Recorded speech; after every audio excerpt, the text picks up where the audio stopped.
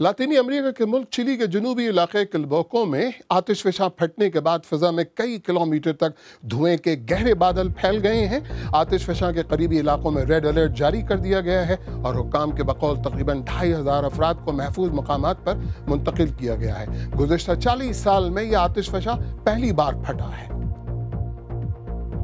America ने रूस पर इल्जाम आयद किया है कि वो मशरक़ी यूक्रेन में फ़ज़ाई निगरानी का निज़ाम नस्ब कर रहा है, जो आर्जी अमन माहिदे की खिलाफ वर्जी है। अमरीकी दफ्तर ख़ारजा ने मज़ीद कहा कि रूस की जानिब से अलहदगी पसंद अफराद की अस्करी तरबियत भी जारी है।